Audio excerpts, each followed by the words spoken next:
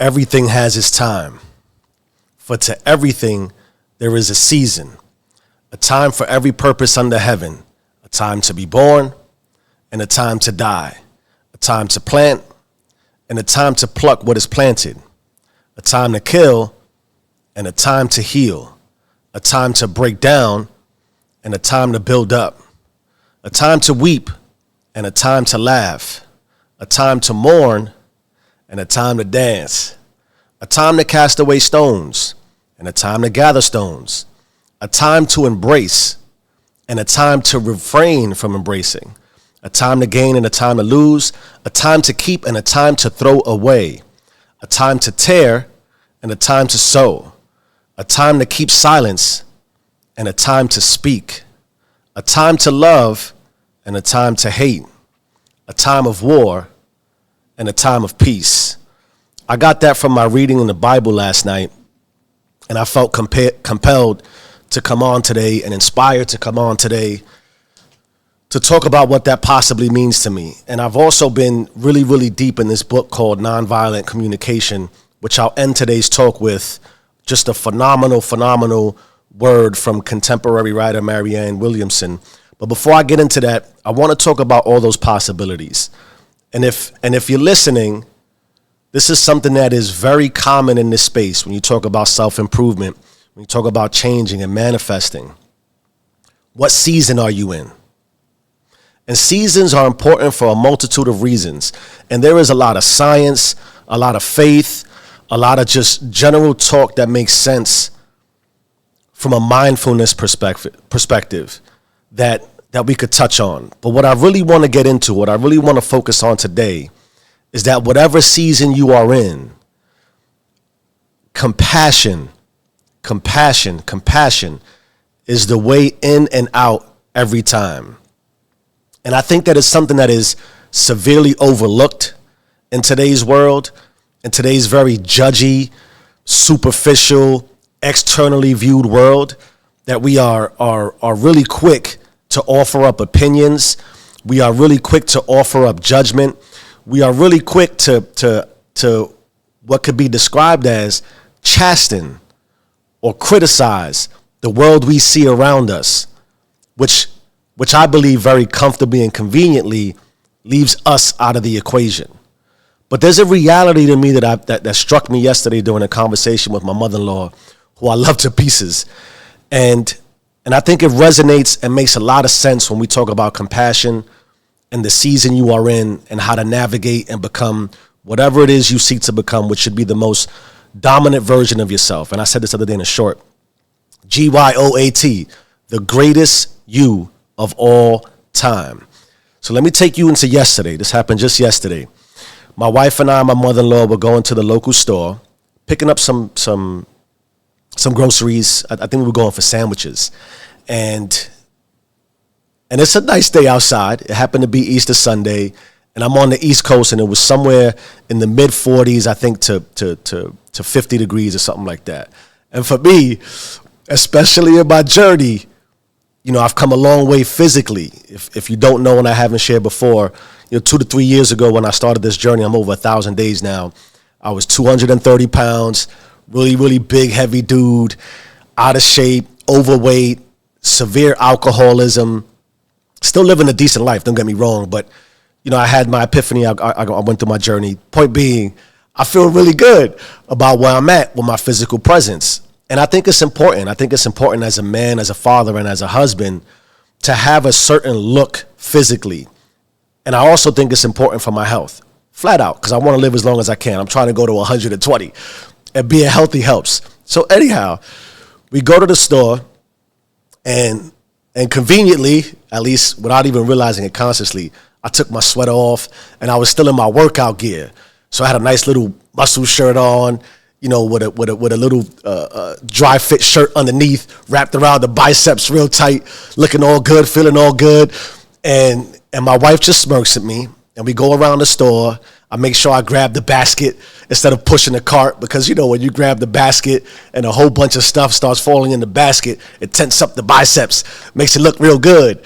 And it's a funny thing, we're walking around the store, we're doing our thing, we complete our shopping, And it's ironic. There's this one dude, and I'm not casting judgment, but this is how the mind works and what I want to share, that he seems to look at me a little sideways. At least that is my perception. That's how I interpret it, right? Because it's still me. It's me feeling this way.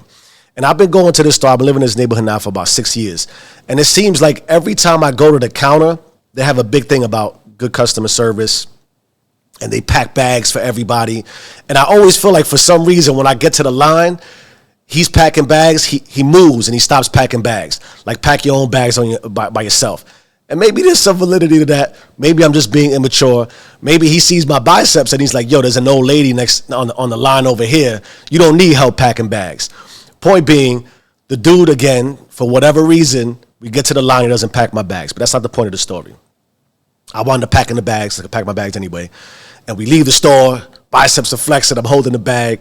And as we're walking out towards the car, my wife looks at me and she says, why do you seem to take your shirt off every time, or your sweater off in this instance, because I wasn't shirtless, every time we go to the store? And what was funny, she actually said, why don't you just take all your clothes off and walk in without a shirt since you feel so good?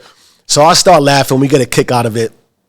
And then she looks at me, my wife, and she says, are you doing it to try to be intimidating? And I paused for a brief moment because I never gave that any thought. And I don't think it's my intent. It could be a subconscious desire that I don't even realize. But I answered the question. I said, no, I don't think, it's not my intent. I don't think I'm trying to be intimidating. So my mother-in-law from the back seat, in a really mischievous kind of tone, she says, Jeffrey, do you think you're intimidating? And I paused for a moment, right? And my ego wanted to say, hell yeah, but I really gave it some deep thought. And I said, my intent is not to try to be intimidating, but if you feel that way, it's you feeling that way. And here's my point. Back to the judgment, back to the compassionate possibility I'm trying to share for today. Intimidation, fear, anxiety, any emotion, doubt, uncertainty, anything, happiness, joy, anything that is an emotion, for you to be able to comment, and this is what I want to say to my mother-in-law, for you to be able to comment or pass judgment or critique, you have to first rationalize what it is you believe you are saying, critiquing, judging, or sharing for what you believe is wisdom, in a way that you feel that emotion. So in other words, in order for my mother-in-law to make a determination on whether she believes I am intimidating or not, she has to process the emotion of, is Jeff intimidating? And the reality is, the conclusion she comes to is simply her conclusion. It's her truth. And there's nothing I can say or do to really manipulate, sway, or influence her in any direction once she comes to this conclusion. What's my point? I believe that the difficulty we have with ourselves, depending on what season we are in, is highly predicated on the fact that we lack self-compassion. And the lack of self-compassion comes from a lack of self-awareness. And the lack of self-awareness comes from a lack of mindfulness.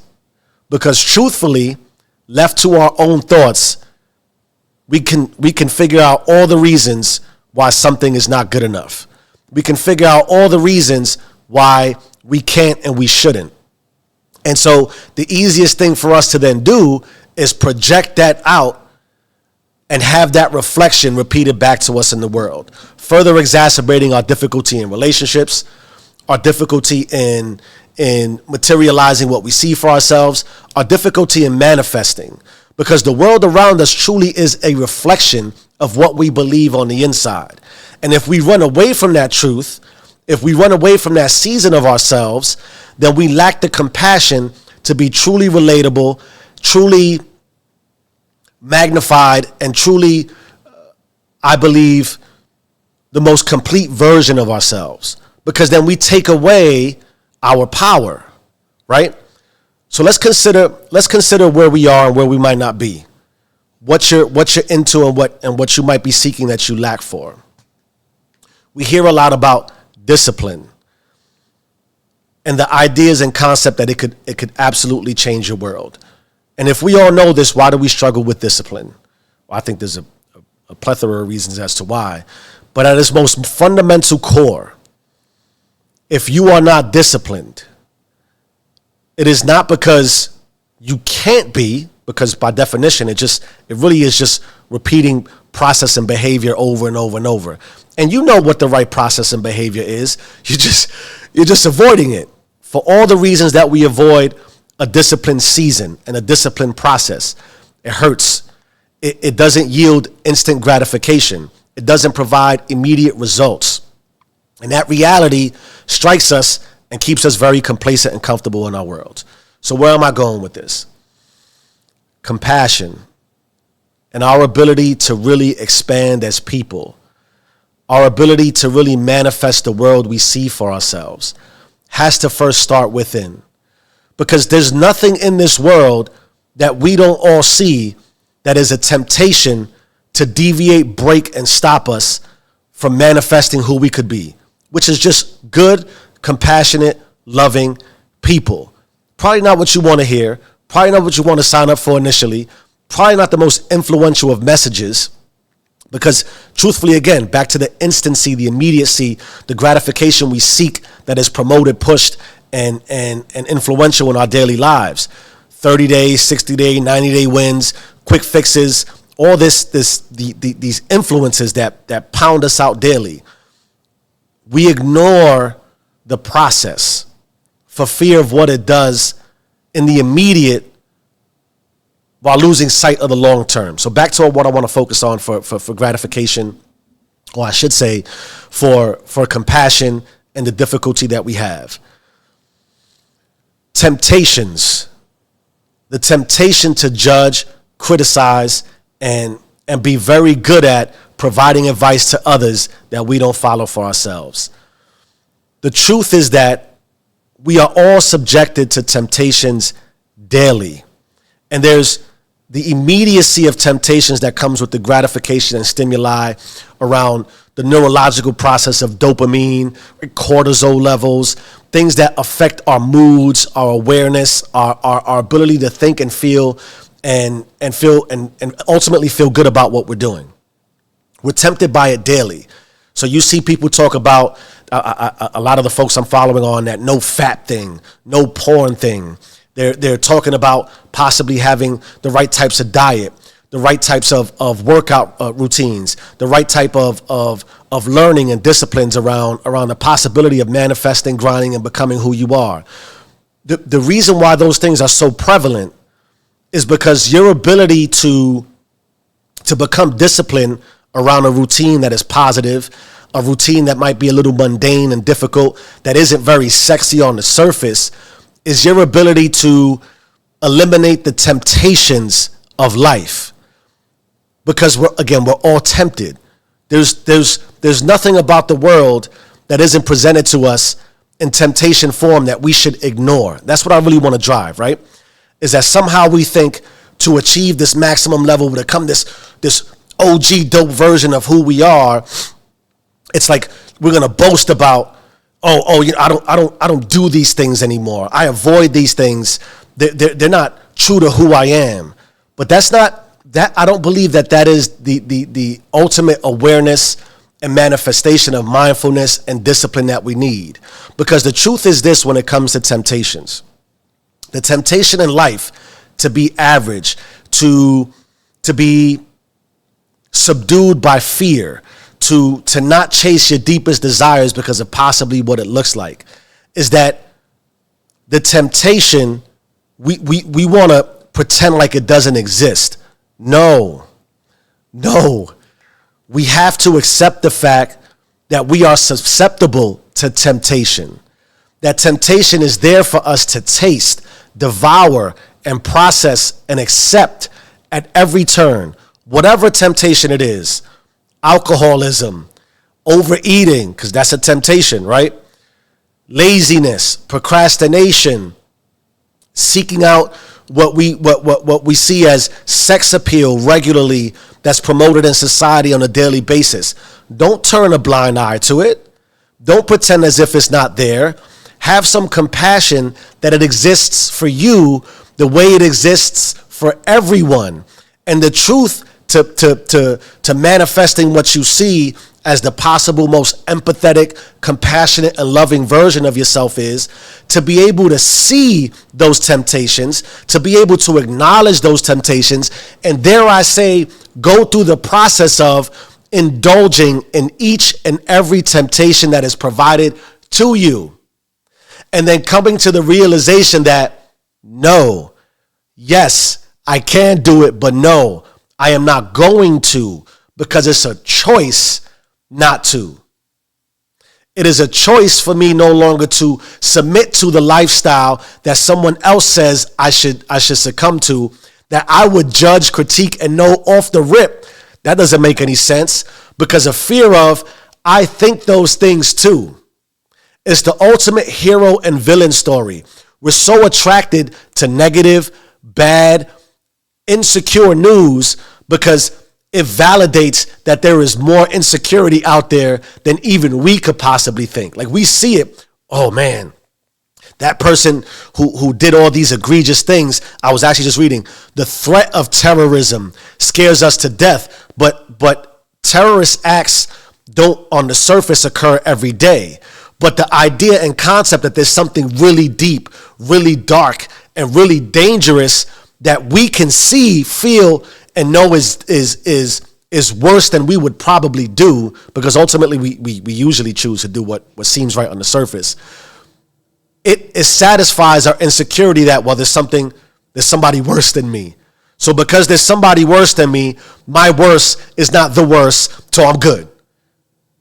And thereby, by submitting to that, I won't chase what is really, really, really, really great and really, really, really, really good, because it's more comfortable in this space. So I submit to the temptation that I'm not really gonna chase what's great, but I'm not really also gonna fall into the deepest of my fears. But the truth is this, and I hope this is making sense, because I'm listening to my talk as I go on. And I'm like, man, where am I at in my thoughts and my desires and my inspiration for the day, for the day? Empathy and compassion. We are all tempted daily. There are so many things that can lead us down an undisciplined, unfaithful, dark path. Don't ignore it. Don't ignore it. Accept that it is there, and then accept that I can choose not to do it. And by choosing not to do it, I'm putting myself first. I'm prioritizing what I truly want to be. And then when you do all that, the impact you can have becomes greater than you, because if you look around wherever you are today, you're valuable to someone, people, places, and things, because we all have to work. We all raise families. We're all community members, and bringing our best selves to the forefront enhances everything around us by default. And we do that by being compassionate with ourselves. All right, I feel like I went on a massive tangent, but I'm gonna read this quote and end this quote, or end with this quote that I got from the book Nonviolent Communication. Now, again, this is from contemporary writer Marianne Williamson. She wrote this, and it's from the book that I read, Nonviolent Communication, which I believe is a must-read for everyone. It goes like this. Our deepest fear is not that we are inadequate. Our deepest fear is that we are powerful beyond measure. It is our light, not our darkness, that frightens us. You are a child of God. Your playing small doesn't serve the world. There's nothing enlightened about shrinking so that other people won't feel insecure around you.